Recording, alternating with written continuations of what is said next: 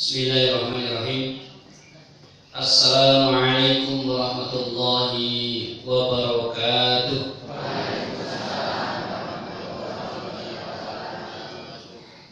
Alhamdulillahi rabbil alamin. Wa bihi nasta'in ala umuri dunya waddin. Wassalatu wassalamu ala asrafil anbiya'i wal mursalin wa ala alihi wa ashabihi ajma'in. Qala Allah Ta'ala fi kitabihil karim, a'udzu billahi minasy syaithanir rajim. Bismillahirrahmanirrahim. Ya ayyuhalladzina amanu taqullaha haqqa tuqatih wa la tamutunna illa wa antum muslimun. Al-ayah mab'ad. Pimpinan cabang Muhammadiyah, pimpinan cabang Aisyah ingkang hormati, pimpinan ranting Muhammadiyah Solo Aisyah yang hormati, Bapak Ibu jamaah pengawasan rutin Ahad pagi yang insyaallah dipermuliakan dengan Allah Subhanahu wa taala. Monggo tansah muji syukur dumateng Allah Subhanahu wa taala ingkang sampun paring rahmat, taufik, hidayah serta inayahipun sehingga kita saged makempal wonten ing aktivitas ingkang saya punika kanthi keadaan sehat walafiat, boten wonten halangan setunggal punapa. Monggo kenikmatan ingkang luar biasa akan punika kita syukuri kanthi syukur bilisan, kanthi ngucap hamdalah sarangan alhamdulillah rabbil alamin.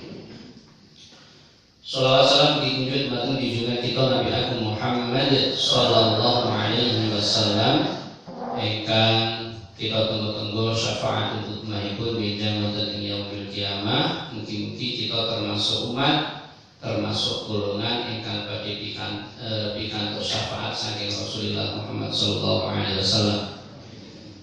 Bapak Ibu ingkang hormati, saderengipun pengaosan kados ingkang dipun sampaikan Pak Samiji, kula atas nama Ketua Majelis Tabligh PDM Kabupaten Sukoharjo mengapresiasi atas kegiatan pengajian Ahad pagi, sebab amanah yang sampun dipun sampaikan dari pimpinan pusat bahwa Muhammadiyah harus terus menggelurakan pengajian baik di ranting maupun cabang masing-masing. Sebab Muhammadiyah punika Bapak Ibu lahir dari pengajian, itu harus dicatat. Muhammadiyah itu lahir dari pengajian. Lah Muhammadiyah itu nek boten wonten pengajian itu kados jasad sing boten wonten ruhe. Wis papan amato. Enten ranting papan amane wonten tapi boten wonten kegiatan. Nah ini ampun ngantos terjadi. Tapi alhamdulillah baru salah satu cabang yang paling aktif di kegiatan baru blimbing bekonan itu luar biasa pengajian, setiap minggu ada, setiap Ahad ada. Bapak Ibu, tadi malam kula iseng-iseng buka kitab lama, kitab klasik. Adalah kula nemu satu kitab itu, namanya pun kitab Alfiyah Ibnu Malik. Nanti kitab ini cukup fenomenal. Di kalangan santri ini menjadi satu kitab yang wajib dikaji. Bahkan ada tetangga sebelah itu kalau bilang itu nek santri atau ngaji kitab ini belum disebut santri kan. Ini kitab luar biasa fenomenal karangan Imam Ibnu Malik.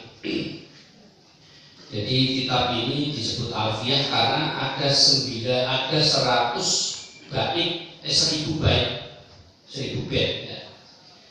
Nadhom Alfiyah, tapi sebetulnya bukan 1000, ada 1002.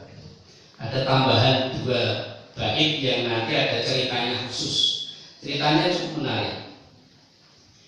Kitab ini menjadi referensi para orang-orang yang mengkaji bahasa Arab.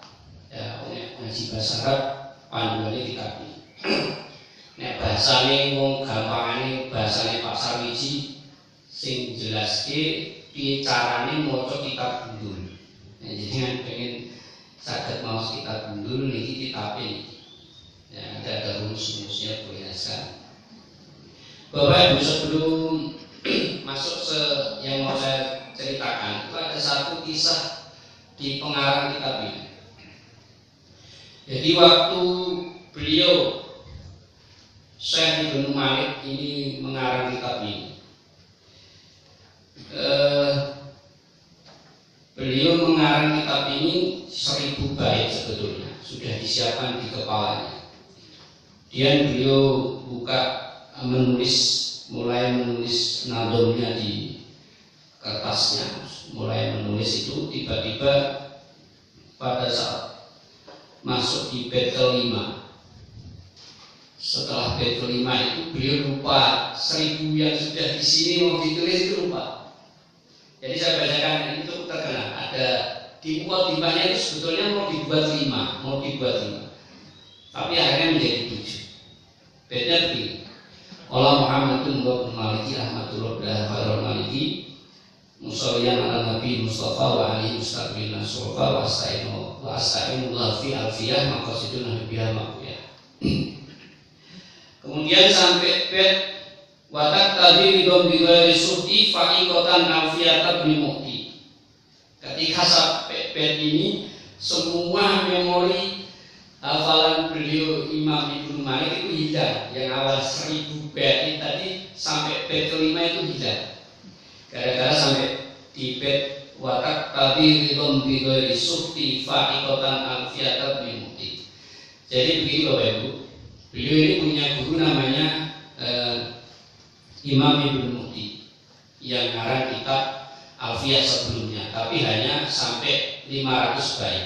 Kalau yang Imam Ibnu Malik tadi berapa? 1000.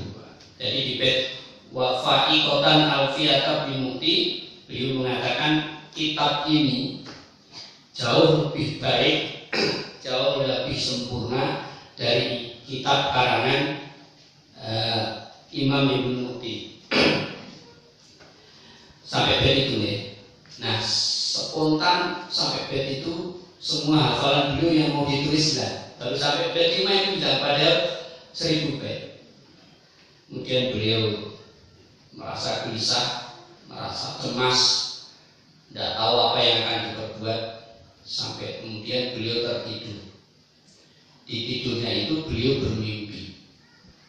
Mimpi ketemu dengan seorang kakek tua yang berbaju putih, kemudian membangunkan beliau saat beliau tidur. Kalau bahasanya Mas Tani, jadi sampean dari kitab, jadi sampean ngarang kitab. Kemudian beliau mengatakan, ya kek, saya baru membuat kitab. Sudah sampai berapa? Sampai bait kelima, sambil beliau menyampaikan tadi. Tapi sampai bait kelima itu saya kok lupa, hilang semua. Kemudian kakek tadi mengatakan, Mas boleh tidak saya baca 1 bait? Silakan kek, saya tak baca 1 bait. Apa bait itu? Fa'iqatan min nahwi alfi baiti wal hayy qad yadribu alfa mayyiti. Saya ulangi baitnya. Fa'iqatan min nahwi alfi baiti wal hayy qad yadribu alfa mayyiti.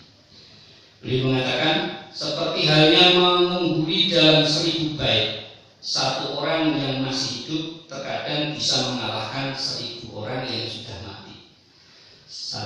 Satu orang yang masih hidup terkadang bisa mengalahkan 1000 orang yang sudah mati. Mendengar bait itu beliau langsung tersadar disindir dengan bait tadi. Yo wong iki urip, iso ngalahke sing wis mati. Bahasanya. Coba aku urip misalnya. Beliau tersadar ternyata orang yang muncul di mimpinya tadi itu ternyata adalah gurunya sendiri yang ngarang kitab Alfiyah ya Ibnu Mukti, bukan yang Ibnu Malik. Sehingga beliau sadar, beliau bertobat, kemudian beliau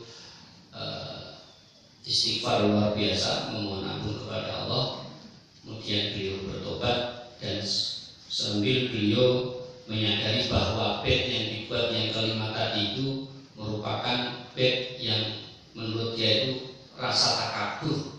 sampai menyebutnya kitab gurunya itu kalah baik dengan kitab yang dikarang.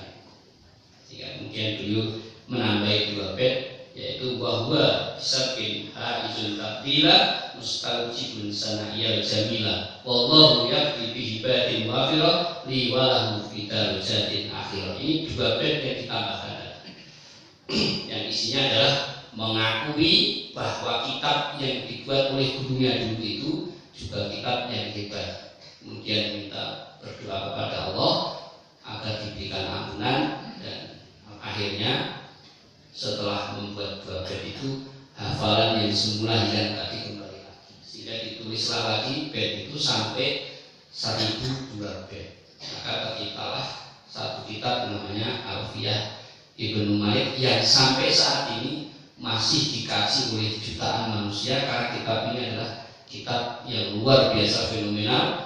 Bagaimana kita diajari membaca kitab yang tidak berharokat. Bapak Ibu ngapunten, kitab-kitab sebetulnya itu tidak seperti tulisan dalam Al-Quran ya. Jadi kan sekali-kali lihat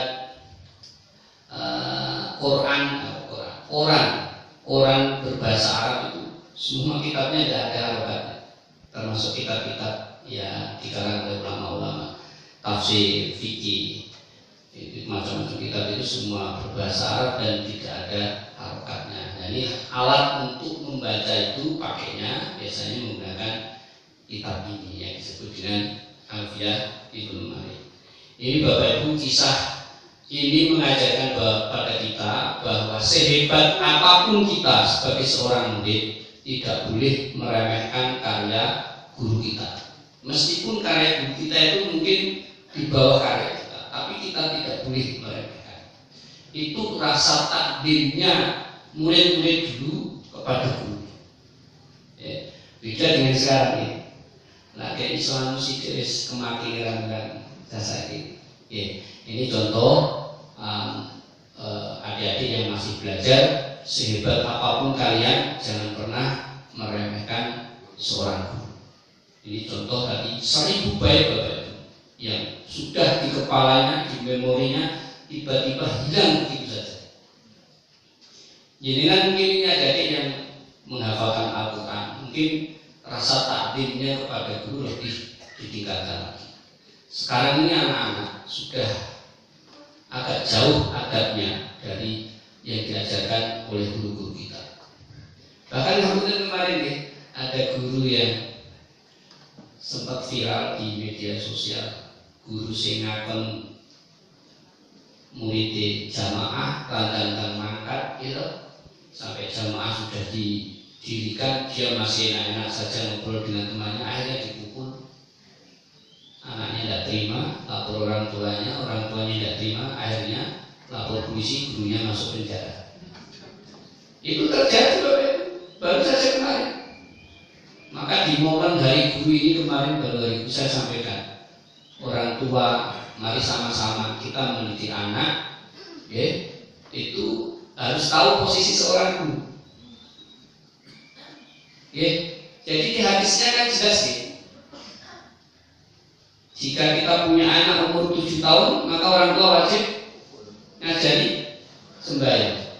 Umur 10 tahun kok ijik gak gelem sembahyang, orang tua boleh memukul.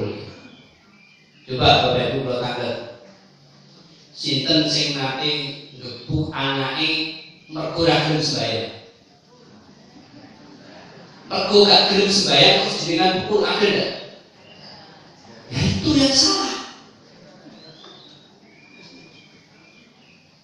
Jangan emang, harus dipukul memang. Biar disidik. Pukul yang pun gede, gak gelem sembahyang, jenengan pukul lawan. Betul Bapak. Dan anak-anak kita harus dipahamkan. Yang perlu saya mau satu kisah. Kisah ini, ngapain yang baca kisah ini merinding. Seolah-olah itu saya itu amal saya itu belum ada apa-apa kalau baca kisah. Ini satu kisah zaman Rasulullah yang jarang dibaca.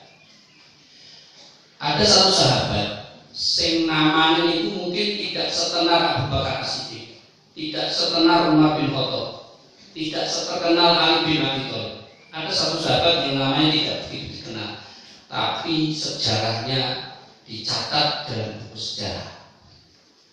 Namanya sahabat Taubat. Pernah dengar? Adik-adik pernah dengar? Ngerti. Saya ini Taubat itu salah satu sahabat Rasulullah yang luar biasa, sangat mencintai Rasulullah luar biasa. Dulu beliau itu budak kemudian dimerdekakan oleh Rasulullah. Sahabat ini punya kebiasaan yang unik, dan kebiasaan itu dipahami oleh Rasulullah. Jadi begini loh, kayak kisahnya nanti tidak sampai selesai, tak pokoknya di tengah saja. Tapi insya Allah sudah memberikan pelajaran buat kita. Jadi sahabat itu punya kebiasaan nek sembahyang, nek jamaah, niku manggone di soft pertama pojok sebelah kanan. Nek itu kanan ya, pojok sebelah kanan, di pojok sebelah kanan. Dan kebiasaan itu diketahui oleh Rasulullah, diamati oleh Rasulullah. Maka pada saat ketika saat sholat subuh itu, ketika sholat mau dijalankan itu Rasulullah melihat ke pojok sana, itu belum ditemukan sahabat itu tidak ada. Biasanya itu kok rene ditanyakan pada Rasul, ya Rasul, ya sahabat, di mana sahabat? Tidak ada yang tahu. Sampai lama ditunggu sampai waktu sholat subuh itu sudah berjalan terus, karena Rasulullah takut waktunya habis, maka sholat dikumandangkan, maka dikomati. Akhirnya sahabat ditinggal. Selesai sholat, Rasulullah ngingok nih. Kok ceritanya masih tidak ada. Kemudian setelah selesai sholat, Rasulullah bertanya, adakah yang tahu rumahnya sahabat? Ada. Saya Rasul. Nah itu Rasulullah Pak. Nek jamaah, nek tanggane kok jamaah yang sing gak mangkat digoleki. Orang makan di masjid dipadosi sampai diparani rumah. Itu Rasulullah. Ada yang takmir begitu? Ada? Pak A nggak masuk, nggak jamaah di PN rumahnya, kan? Sampai begininya Rasulullah itu memastikan bahwa jamaah saya harus ada, masyarakat saya, warga saya harus jamaah. Dipadosi. Betul? Saya tahu rumahnya. Rasulullah kemudian ngendikan, oke, kalau begitu setelah acara di masjid nanti sama-sama kita ke rumah sahabat, bareng-bareng ke rumah sahabat, berangkat bersama-sama. Di perjalanan Bapak Ibu, sahabat-sahabat itu ngerundel, hati ini ngerundel kabeh. Iki tenanan ora, kok ora tekan omahe. Betul Bapak Ibu, sampai rumahnya sahabat itu. Ada sahabat yang kalau saya ngecek perjalanan tadi dicek, ternyata jarak antara Masjid Nabawi sampai rumahnya sahabat itu 3 jam perjalanan. Bayangin, 3 jam perjalanan. Masuk sahabat, tenang mas, adem, betul sampai rumahnya. Jarak rumah sahabat dengan masjid itu 3 jam perjalanan. Dan beliau tidak pernah terlambat jamaah, tidak pernah absen jamaah, 3 jam perjalanan. Jadi kan berapa menit Pak? Anak kita harus paham, ada sahabat yang begitu. 3 jam perjalanan, jangan dibayangkan ngapunten, jalannya jangan dibayangkan sudah aspal, gurun pasir kok, Medina. Saya tanya, sekarang subuh jam berapa? Jam 4 ya? Nek jam 4 subuh, beliau berangkat jam berapa? Jam 1 malam sudah berangkat Pak ke masjid. Jadi kan jam 1 malam sudah berangkat. Itu sobat, dengan 3 jam perjalanan tidak pernah absen ke masjid, tidak pernah terlambat ke masjid. Belum ada lampu, jalannya masih begitu. Bisa juga beda. Nah kita Meskipun jauh pun sekarang kita punya kendaraan, masih ada alasan untuk tidak ke masjid. Ada alasan tidak ke masjid. Ini Bapak, anak-anak kita bangga nih. Alasannya gue sampai ke rumahnya, belum dodok-dodok itu Rasul. Assalamualaikum. Dijawab waalaikumsalam. Ada seorang wanita yang keluar menjawab Rasul. Waalaikumsalam ya Rasul. Kalau bahasanya ini Rasulullah teko. Mbak kok garwane jenengan areng masjid iki apa wae? Cara bahasa ini. Setelah ditanya Rasulullah, wanita itu tidak menjawab, malah nangis terus. Jadi kok malah nangis? Apa kata istrinya? Ya Rasul, laqad tuwfiya zauji. Ya Rasul, suami saya baru saja meninggal tadi pagi. Baik. 3 jam perjalanan dari rumah ke masjid tidak pernah terlambat.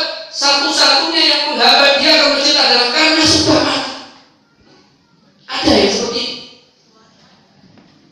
Saya melihat kisah ini ya Allah, seolah-olah amal saya itu tidak ada apa-apanya dengan sahabat tadi. Luar biasa. Yang menghalangi dia ke masjid cuma kematian, karena sudah mati.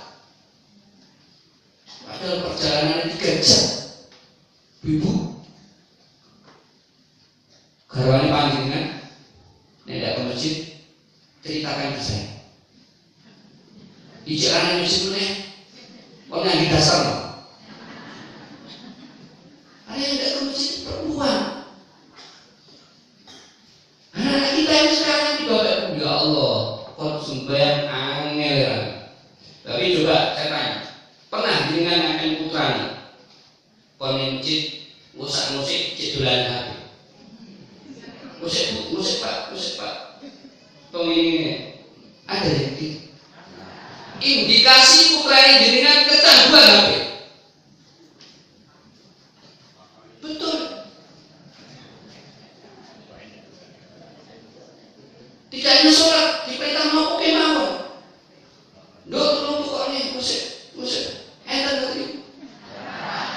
Ini kok kecanduan. Dan jangan jawab enten. Serius. Sekarang eranya adalah era gadget society. Ciri khasnya adalah orang tidak bisa lepas dari HP, betul? Eben nanti tak ngerti sinten putrane sing ning omah ogane ke HP. Enten. Enggak ada, semua pegang HP. Meskipun cek semene kae. Kadang ibu malah enggak sekali HP aku ora iso bau-bau, Mas. Iya. Sekali HP aku ora iso masak. Jadi Bapak-Bapak. Ada satu penelitian yang mencengangkan. Jadi Bapak, penelitian ini ya, dari para ahli, bukan saya. Orang memandangi HP itu tidak boleh lebih dari 15 menit tanpa jeda. Ketika sudah 15 menit harus ada jeda. Nek boten itu bisa mengurangi kecerdasan. Otak. Tapi dengan ngertos putra dengan negeri itu jam-jaman kalau 15 menit. Jadi tidak boleh kalah sama game over. Karena kita sekarang, satu sahabat yang luar biasa namanya sahabat. Dengan ceritakan ke putra-putranya. 3 jam perjalanan dari rumah ke masjid tidak pernah terlambat. Satu-satunya yang membuat dia tidak masjid adalah kematian. Sahabat ini dia ceritakan ke anak-anak kita. Bedone masjid kan, masjidnya ben rame, masjid dua api kok rame gune poso. Subuh sepi gitu. Mulai kan Presiden Putin kemarin ada statement Iran kalau tidak salah. Lupa saya. mengatakan begini, umat Islam itu nek jamaah sholat subuh iji kalah kalau jamaah sholat Jumat. Karena ini Jumat kalau subuh. Karena Jumat kalau subuh. Nek subuh iji kalah kalau sholat Jumat, kata beliau, umat Islam masih mudah dikalahkan. Mudah kan? Kalau subuh itu penentu boy. Subuh itu penentu.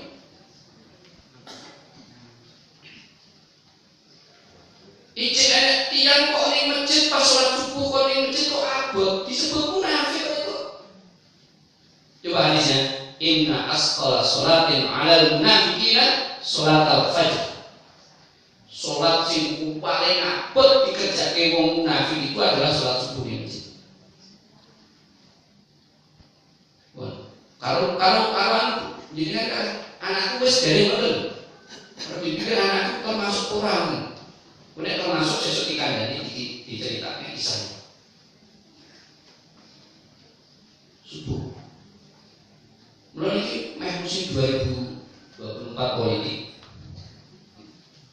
Nek tanggane nek sing nyalon tontonan nek subuh di masjid betul. Nek orang nang masjid rasa pilih.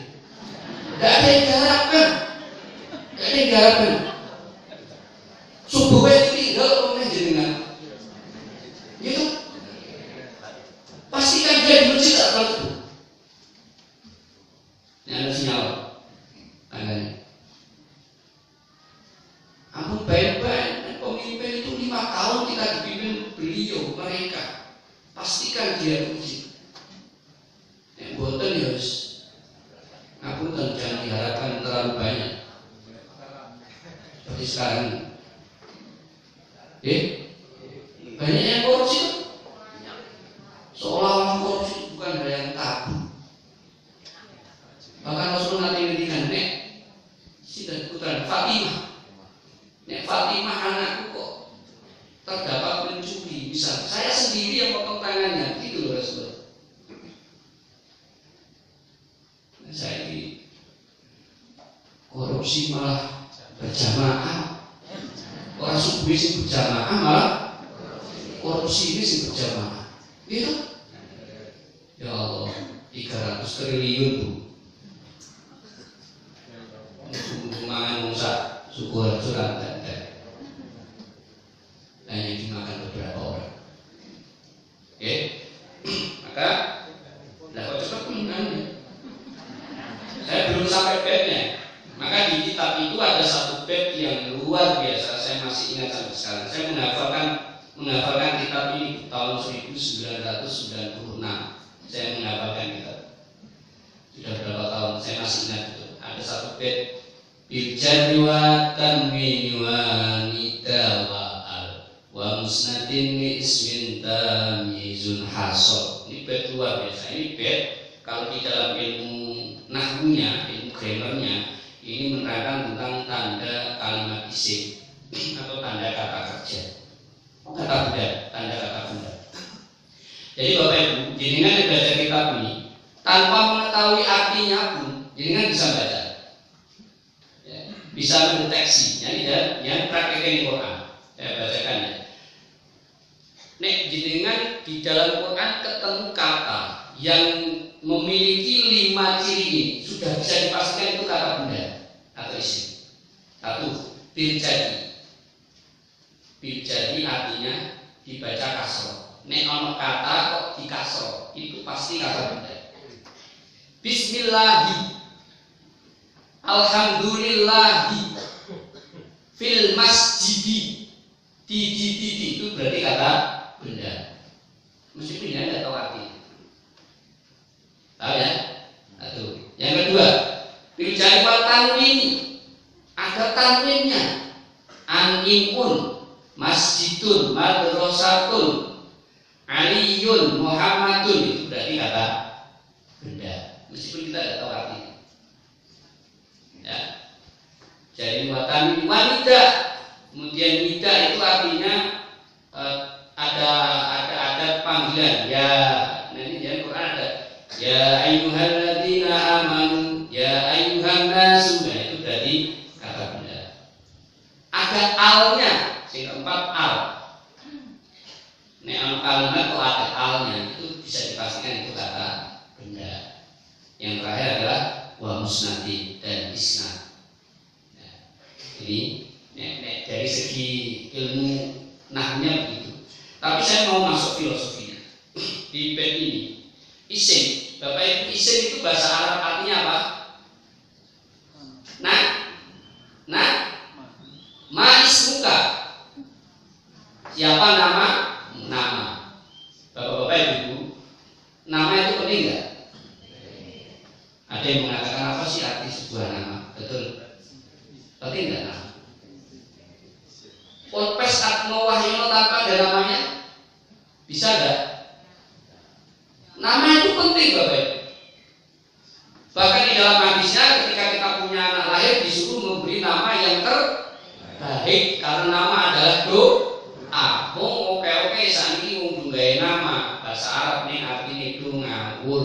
Mau sekedar boleh internet itu kadang ngawur. Jadi ya boleh nama pastikan dicek di kamus, jangan hanya ikut internet. Nama Muhammad Dolimin. Tahu artinya dolim? Dia mau dolim tenang. Ya, hati-hati. Pastikan ilmu alatnya juga. Kebetulan ada beberapa nama yang salah harus saya benarkan. Nesing kroso ampunan. Ini saya hanya berdasarkan ilmu alatnya. Romadoni itu salah. Ada nama Romadoni? Secara bahasa salah. Karena Ramadan itu salah satu kata yang tidak boleh dibaca kasroh.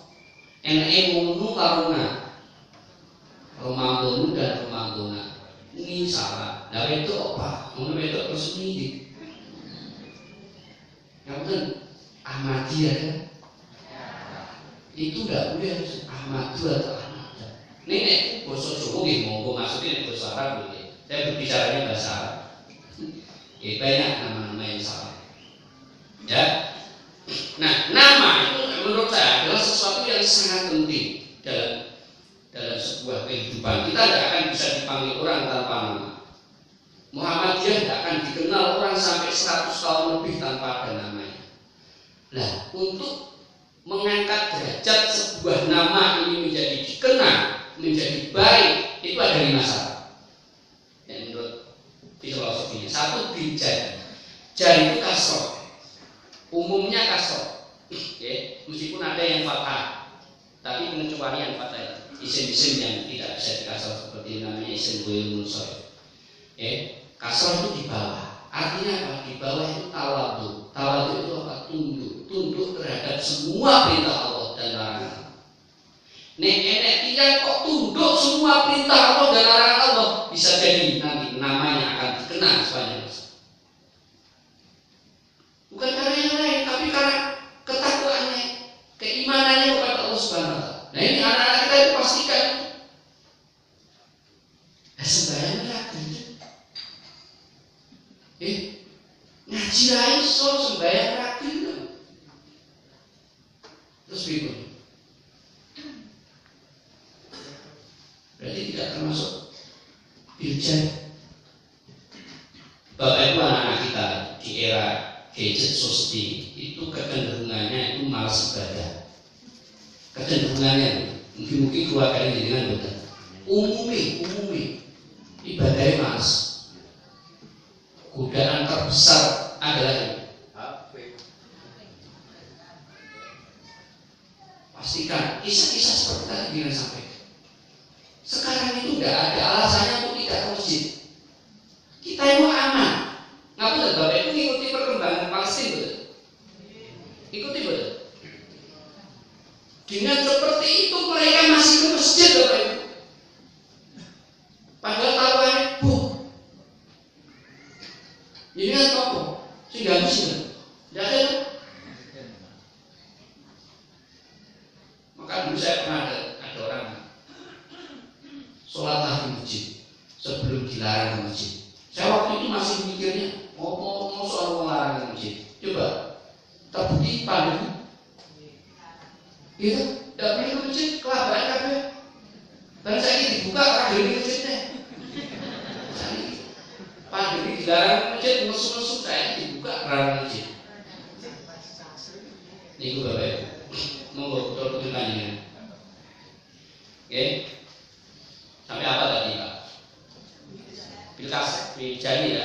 Watanwin, tanwin itu dimaknai niat. Apapun aktivitas panjenengan, jangan semata-mata orientasinya itu dunia. Golek ono lillahi ta'ala, itu yang penting. Apapun profesi kita, angger lillahi ta'ala ujung-ujungnya dari ganjaran. Oke, ini penting. Niat itu penting. Niat pokok dalam sebuah ibadah. Innamal a'malu binniyat. Semua amal itu tergantung yang diniatkan. Nek niate krono orientasi dunia, dapatnya dunia, dapat dunia. Nek akhirat tidak dapat. Akhiratnya tidak dapat. Nah sekarang ini manusia sekarang, zaman sekarang, mayoritas orientasinya adalah dunia. Ibadahnya harus nomor sekian. Ibu-ibu saya nonton sih, sembayangin ngosek-ngosek bergorewan. Itu betul. Bapak-bapak gimana? Mergo among kamu.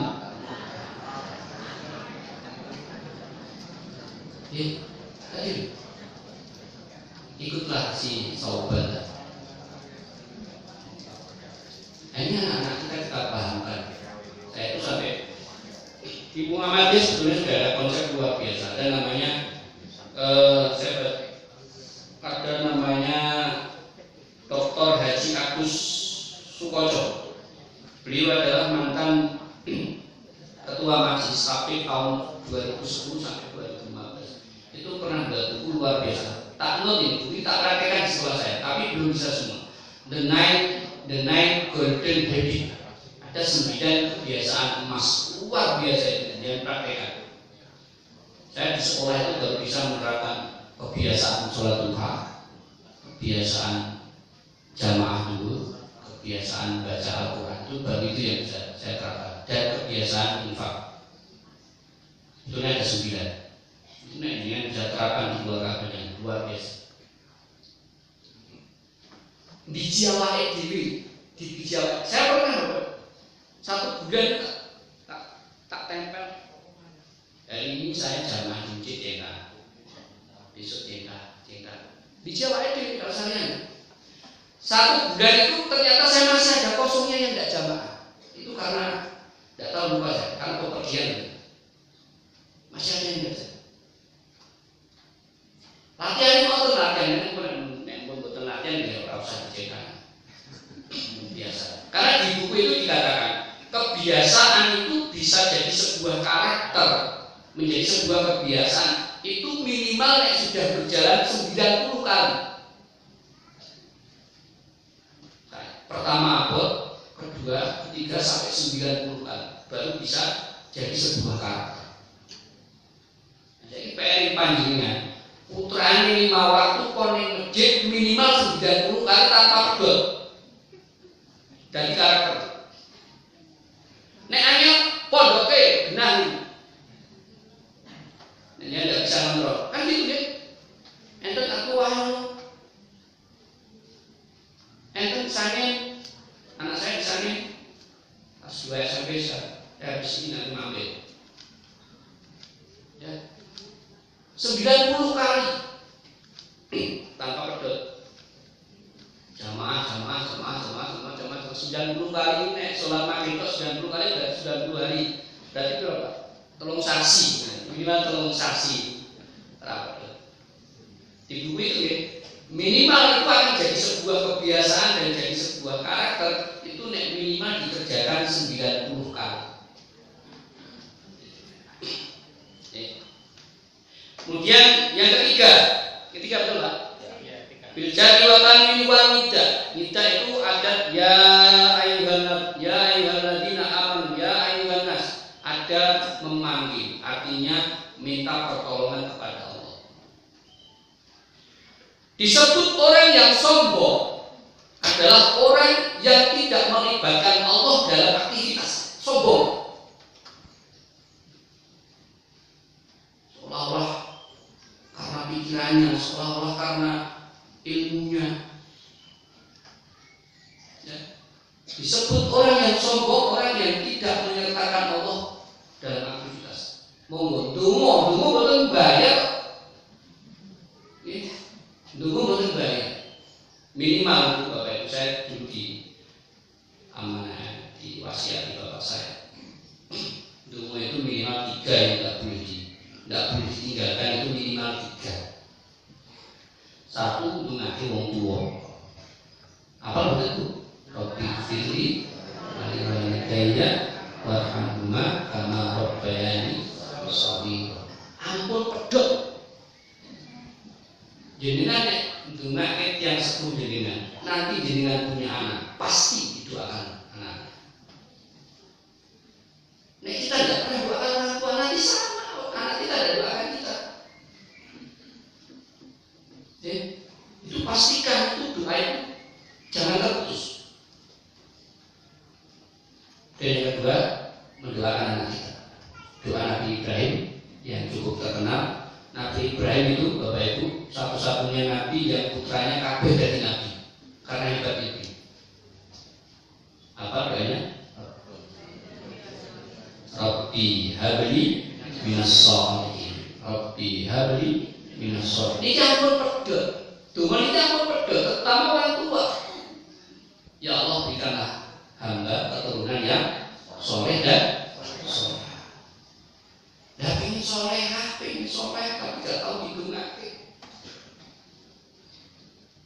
Yang ketiga, Rabbi ij'alni muqimas sholati wa min dzurriyyati Rabbana wa taqabbal du'a. Yang kedua, ya Allah, berikanlah hamba putra putri yang ahli ibadah, sing sembahyang saged, sing poso saged, sing bukti karo wong tuwa. Niku jenengan minta pada Allah. Jangan namun berharap punya anak soleh-solehah, punya anak yang ahli ibadah yang tidak pernah kita doakan. Nah ini tadi tidak, ya artinya berdoa. Jangan melupakan Allah setiap aktivitas kita. Semua penentu itu adalah Allah Subhanahu Wa Taala. Sehebat apapun kita tetap harus minta bantuan pada Allah Subhanahu Wa Taala melalui doa. Dan yang terakhir, jabatan ini wanita wakal. Al itu berinovasi artinya, bekerja berinovasi, berpikir, ngaji nih bahasanya ibu-ibu ngaji. Usia kita berapapun tetap ngaji. Ngaji itu tidak dibatasi usia. Saya di Bulu itu punya satu jadwal di PCM Bulu itu sebulan sekali khusus belajar juz amma bapak-bapak PCM. Si ngaji ini jadwalnya itu anu memais tunggal-tunggal kalian benake siji-siji. Orang TPA tapi TPK taman kalah-kalah. Bapak-bapak, semua pengurus PCM tak semai betul. Terakhir sampai surat Al-Duha. Al-Duha. Rata-rata mengucapkan do itu salah semua. Do itu paling susah. Bapak Ibu, do itu rumusnya lidah itu disentuhkan geraham bo ya. Nek sing to do itu ujung lidah di gigi seri bagian atas do to do so do itu beda. Nah, hati-hatinya ya, hati-hatinya ini dua huruf ini ketemu dalam satu ayat di surat Al-Insyirah alladzi anqa do ini sih nggak tahu ngaji loh, sudah biasa. Monggo bapak-bapak tidak harus selesai nggak ngaji, terutama di bidang Al-Quran. Karena Al-Quran itu Pak aku saya bacakan hadisnya. Al-mahiru bil Quran ma'a safaratil kiramil baror. Wong sing ahli Al-Quran Pak, besok itu tidak sekedar masuk surga, tapi masuk surganya itu dikumpulkan bersama kekasih Allah. Itu ahli Quran. Pengen betul? Ahli Quran. Ahli Quran itu besok tidak sekedar masuk surga, tapi masuk surganya dikumpulkan bersama kekasih Allah. Al-mahiru bil Quran ma'a safaratil kiramil baror. Lo putra putri panjenengan cetak untuk bisa jadi generasi Quran. Di sekolahnya sekedar di sekolahnya sah-sahin, boleh di sekolah yang memang mengarah ke situ. Aku wahyono banyak ya pondok di sini. Yang kedua, waladina yaqra'ul Qur'an wa yatata'a wa syaqun alaihi lahu ajrun. Wong sing maca Al-Qur'an dengan masih terbata-bata itu tetap untuk pahala. Ning pahalane guru. Sing mau karo kekasih iki pahalane guru. Blekuk siji, blekat siji, blekuk siji. Jadi satu karena kesusahan dia membaca Al-Qur'an, yang kedua karena dia mau membaca. Itu dihitung pahala. Tapi mosok loro karo pilih budi, syaratnya lo ngaji. Ya fa'illahu alladhina amanu minkum waladina utul ilma darajat. Ayatnya jelas. Benten wong berilmu dengan yang tidak berilmu. Salah satunya contoh Quran ya benten sing ahli Quran para kekasih sing belekak-belekuk ya tetap dikei pahala ning guru. Tapi tetap semangat, tetap belajar terus. Karena saya ceritakan minggu ada. Saya setiap malam Rabu minggu kedua itu di kalau bapak-bapak nyemai 99. Masa aku ngaji wis bener temu jeneng salah apa ya Mas. Iki ora langsung mak. Enggak nyimak. Nyimak nanti tahu kesalahan kita. Ngaji Quran itu paling bagus ada yang nyimak. Karena kalau ada yang nyimak kita tahu apa salah. Itu deh. Al-Nida wa'al wa musnatin. Nanti kemudian beramal nyata, beramal soleh, baik dengan tetangga maupun dengan siapapun. Ini Bapak Ibu 5 syarat agar nama kita itu meskipun kita nanti sudah tidak ada tapi nama kita masih dikenal. Kados Kiai Ahmad Dahlan, ya Kiai Mas Ari, betapa sudah 100 tahun lebih tapi namanya masih ada terus. Ya, para ulama-ulama, Imam Syafi'i sudah ribuan tahun dah. Namanya masih terus dibicarakan, kitabnya masih terus dikaji. Ya, ini katanya mahal. Ini yang bisa kita sampaikan sudah jam 7. Semoga bermanfaat. Terus semangat ngaji nggih Bapak Ibu nggih. Ibu semangat ngaji nggih. Bapak-bapaknya diceritakan kisah tadi nggih. Anak-anaknya diceritakan kisah tadi, nek putrane dikon sembahyang ra gelem diceritakan kisah tadi. Ceritakan kisah-kisah di Palestina. Palestina Bapak Ibu ngapunten jenengan nek lihat di media sosial. Ada gedung 3 itu ya, yang tinggi kena bom langsung.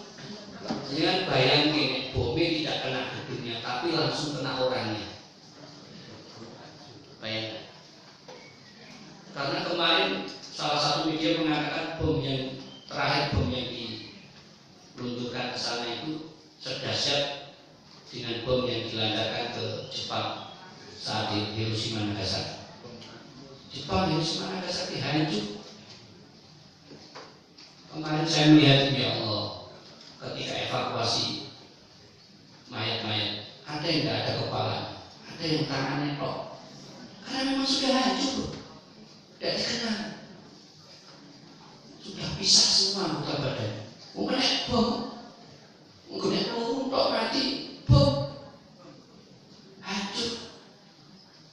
Mau menciptakan masjid tuh, masih berani ke masjid. Nah kita, alasan kita apa? Nah ke masjid itu alasannya apa? Tolong kasih saya alasan yang masuk akal. Itu hancur jiwanya masjid. Oke, monggo ini tanamkan itu pada anak kita, biar anak kita itu keluar dan langsung ke masjid. Prinsip alasan itu nyawa nih masih masjid. Itu ibu bapak yang saya sampaikan mudah-mudahan bermanfaat. Kita tutup dengan baca doa. Mudah-mudahan ingkang rawuh wonten ing kesempatan punika dipun paringi kesehatan, dipun paringi kelancaran rezeki, dipun paringi putra ingkang saleh-salehah. Insyaallah dipun dadosaken keluarga ingkang sakinah mawaddah warahmah. A'udzu billahi minasyaitonir rajim. Bismillahirrahmanirrahim. Alhamdulillahirabbil alamin. Hamdan syakirin, hamdan na'im. Hamdan yuwafi ni'amahu wa yukafi mazidah. Ya Rabbana lakal hamdu kama yanbaghi li jalali wajhikal karim wa 'ala sultan. Allahumma inna nas'aluka salamatan fid din wa 'afiyatan fil jasad wa ziyadatan fil 'ilm wa taubatan qabla al-maut wa rahmatan 'inda al-maut wa maghfiratan ba'da al-maut. Allahumma hawwin 'alaina fi sakaratil maut wa najatan minan nar wa 'afwa 'inda hisab. Rabbana zalamna anfusana wa illam taghfir lana wa tarhamna lanakunanna minal khasirin. Rabbana hab lana min azwajina wa dhurriyyatina qurrata a'yun waj'alna lil muttaqina imama. Rabbana ighfir lana wa liwalidina warhamhum kama rabbawna shighara. Wa li jami'il muslimina wal muslimat wal mu'minina wal mu'minat al ahya'i minhum wal amwat. Allahumma inna nas'aluka imanan kamilan wa yaqinan shadiqan wa qalban khashi'an wa lisanan dhakiran wa 'ilman wasi'an nafi'an wa rizqan halalan thayyiban wa 'amalan mutaqabbalan wa du'aan maqbulan. Allahumma inna na'udzu bika min 'ilmin la yanfa' wa qalbin la yahsha' wa nafsin la tasba' wa da'watin la yustajabu laha. Rabbana atina fid dunya hasanah wa fil akhirati hasanah wa qina adzabannar. Subhana rabbika rabbil 'izzati amma yasifun. Wassalamu ala mursalin walhamdulillahi rabbil alamin. Al-Fatihah.